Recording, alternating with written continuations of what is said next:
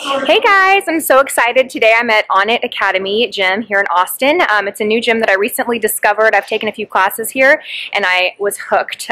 So much so that I asked them if they would allow me to film a Feel Good Fridays video for you here. And they were awesome enough to lend me one of their best trainers. Say hi, Cristian. Wait. Hello. Hello.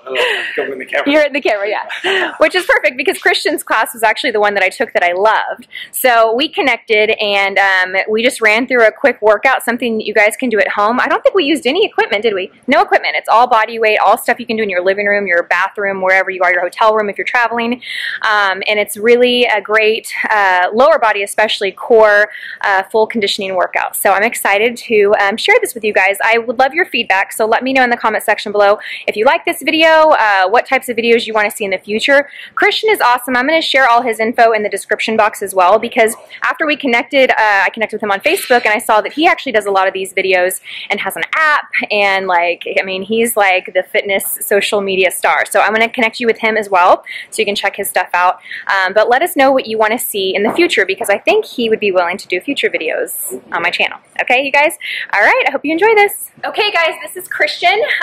He is with Onnit Academy here in Austin, and I'm so excited that he's giving me this afternoon to show you guys some workouts. So when I talked to Cristian and told him about my channel and what I think you guys would like to see, I really thought that you guys would like to see kind of a really effective workout that you can do at home that would maybe target the lower body, but also you know, increase the heart rate, calorie burn, fat burn, all that good stuff. So I'm going to let Cristian tell us a little bit about his background, because I think he's pretty fascinating. And you know, I've always said here on my channel that I'm not the expert when it comes to exercise or nutrition. I don't have any certifications in it or any formal education. It's really all about my own experience and what works for me. But Cristian is quite the opposite. I think he might have more education on exercise science than anyone I've ever met. So I want you to kind of brag about yourself for a second. Okay, I'm not very good at that, but I will try my best. I got my undergrad degree at the University of California, Lutheran, and I got my degree in exercise science there.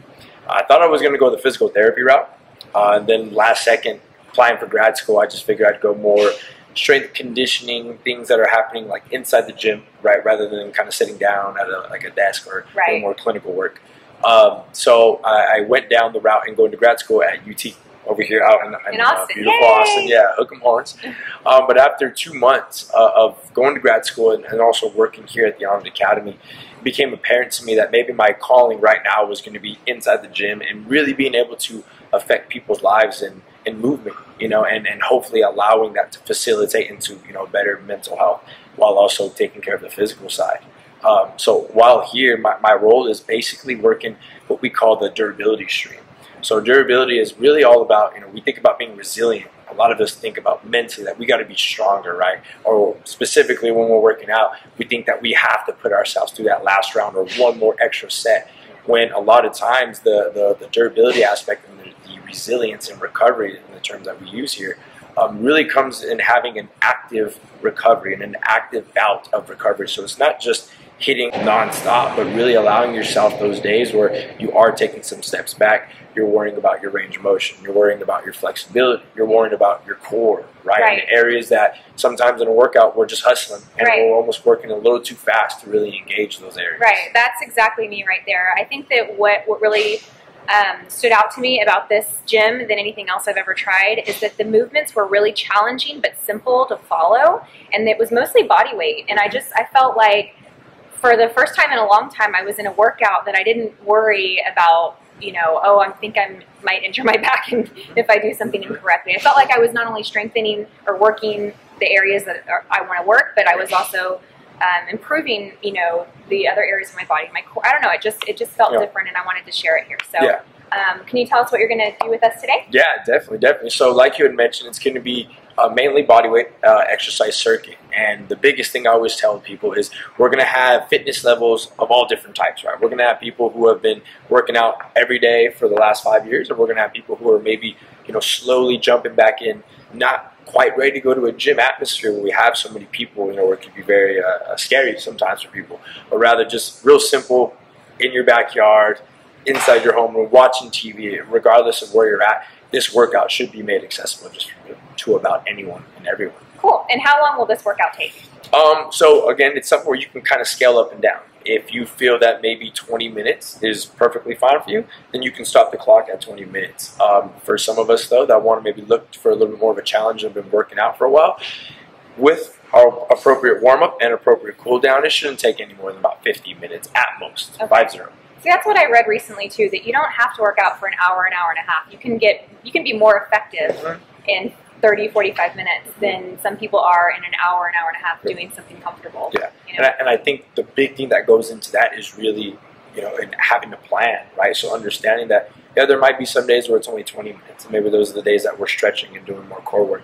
But then there's days where maybe we're hustling, bustling, and we only need to go for 35 minutes.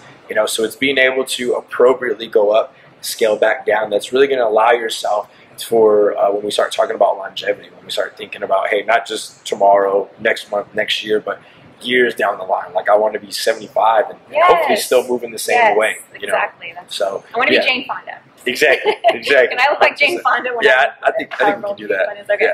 Yeah. Okay, cool. Well, let's get started. Alrighty, y'all. So our sumo squat is going to be the first movement in our warm-up. Now, as Lisa's going down, she's making sure that as she squats, her knees are staying directly over her big toe. And as the knees start to buckle in at any point, she's just not going to go that low in her squat. Second thing for her form, her chest is staying nice and proud. So we're making sure that her upper body is staying proud. And then the last thing is at our hips, we're envisioning our hips trying to go right in between our heels. Not shooting our butt back like a normal squat, but again, down towards the heels. And how many times do we do this? We'll do this rep right here 5 times.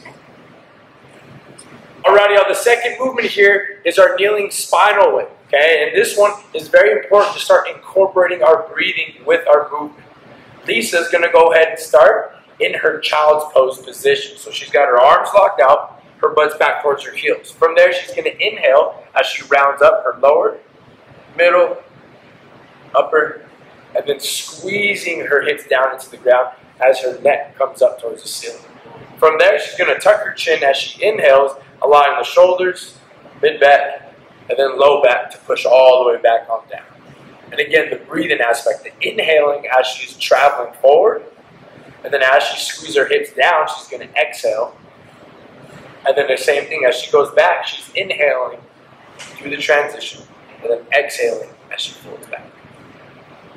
And here, we'll think about completing 5 reps before we move on to the next movement. Alrighty, the first movement here in our workout is going to be our reverse lunge twist. We're going to start in a normal reverse lunge position with her knee down towards the ground. From there, she's going to pivot the back foot open, making sure her chest is proud and driving her knees apart. From there, she's going to stay low, pivot the foot back towards the ground, and then she'll stand up all the way tall. She'll do the same thing on the same side, reverse lunge, pivoting open that back foot. And then once she takes a big deep breath, she'll come back down and she'll stand up tall. Making sure that this position right here is important. Squeezing the hips to reset before you drop back down into your reverse lunge twist. Now on this one, we'll do 30 seconds on each side, and then we'll go ahead and switch it on. I like this one.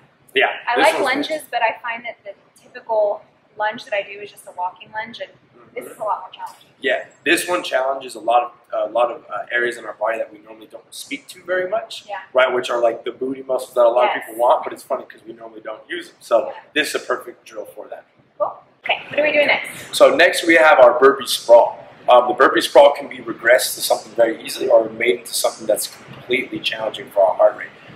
One thing to really keep in mind though is this area between our rib cage and our belly button. This line, this imaginary line, relates to our core and protecting our lower back. So when we're on the ground sprawling, let's be mindful that we keep our rib cage and our belly button nice and tight together. Okay. So by that, it's just kind of like squeezing as if you were trying to flex your... Exactly. Okay. As if you were trying to brace your core. Okay. Exactly. 100%. Okay, awesome. So Lisa's going to go ahead and show us here how we get into that Burbee Sprawl. Okay. It's going to be a squat first, and then she'll go hands down. From the hands down, she'll step 1, and then both feet back, squeezing the hips into the ground. This is important here. It's not just a reckless, it's a controlling down into a sprawl. She'll then bring her hips back on up into a high plank. She'll step with one foot, step with the other, making sure her squat is there, and then she stands up tall. So I'll do one more in the same fashion. So you're squatting on down, you're thinking 1 foot at a time. And again, controlling the hips, chest is proud. And then she'll bring her hips back on up, and she'll step into that squat, and then that's all. Alrighty, so our burpee sprawl, she's gonna make sure that as she steps back with the hips, she's squeezing into the ground. She comes up to a high plank, and then she hops her feet up. So you can hop the feet up, you can step them back, that's perfectly fine. Either way, it's totally up to you though. It's wherever your body is today in that specific workout. Cool. Yeah, that one definitely. Yeah, it gets the heart rate going. Yeah. It's being able to get your body up and off the ground in a controlled manner. Yeah. And normally on that one, people would hit that for about, we'll say 60 seconds or so. And again, you can regress it and make it something that's very controlled and your heart rate is always with you. Or you can make it where it's a little burner. Yeah. Okay. Awesome. Thank you.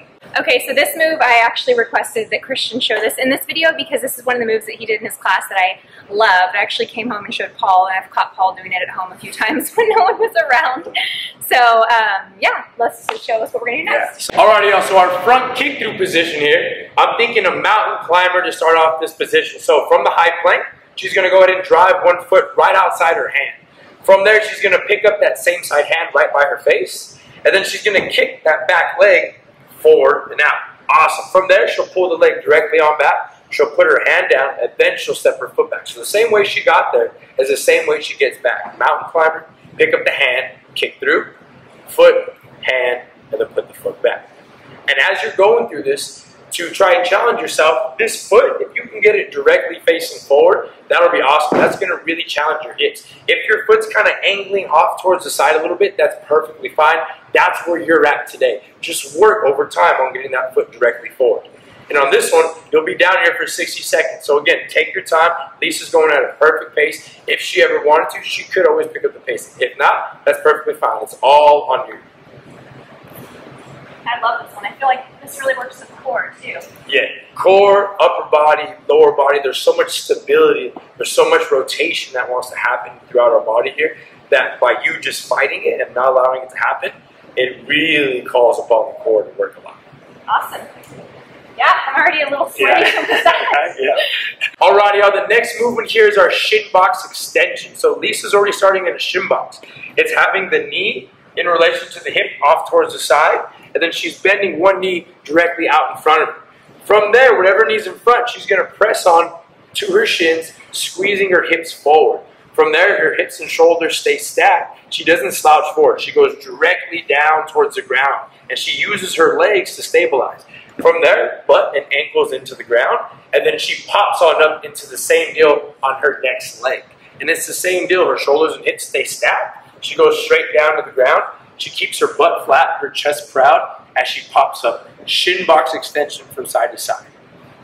And on this one, it's super important when we start talking about all the sitting that we do, or maybe not enough exercise and not speaking to the right tissues here.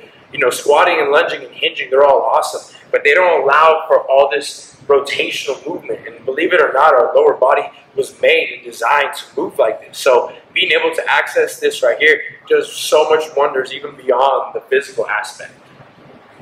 60 seconds right here as well as you switch side to side. It's okay to put your hands down? Oh yeah, by all means, if you need to put both hands down, use one hand, as much hands to give you this tall posture as you're working here side to side. Alrighty y'all, so the last movement we have here is going to be our side plank. In the side plank, okay, we're going to make sure our legs are locked out. Lisa's pulling her toes back towards her face, and really important here at your hips, try not to let your hips stay back behind you, but rather squeeze your hips forward. This is going to allow everything in your body to activate. You'll see here that our shoulders are stacked over each other. One's not forward or one's not too far back. Everything is stacked in a line. And this is what we're looking for here in the side plank. We'll do 30 seconds on one side, trying to shoot our hips as high as we can towards the ceiling the whole time. How's that feeling, Lisa? It's hot. It's perfect, right? Yeah. That's awesome. Great job. Alrighty, y'all, so our Shinbox tripod extension, we're going to begin the decompression now. So in our Shinbox position, whatever foot's in front of Lisa right here, so her left foot, she's going to put her left hand directly on the ground. Once she locks out that arm, she's going to drive her back knee into the ground. She's going to squeeze her hips up towards the ceiling, and she's going to take a nice big inhale as she's up here. Once she takes a big inhale, on her exhale, she'll bring her hips straight down, and her palm stays flat on the ground. She's going to do that 4 more times. So we do this for a total of 5 reps. Now, as you guys are going through this, being very mindful of your breath, after the 5th rep, you're going to stay in this position, and all you're going to do here is just press through that back foot and get right into what's called a half pigeon stretch. Is that like... Yeah, so in this position, this is perfectly fine. You can stay here. You saw Lisa bringing her chest down to the ground. That's perfectly fine. If you're a little bit more advanced and want to get a little bit longer, this foot you can block out all the way directly behind you. And just like Lisa did, she turned her hip over towards the ground. That's a great marker for people. If you cannot get into this position, that is perfectly fine. Excuse me. Again, Lisa showed us a great way before this, how to just stay a little bit tighter with your body, which will work out in the same fashion. This was one side right here. After you get 8 deep breaths in that half pigeon position, she's then just going to shin box switch towards the opposite side, just like we did in our workout, right?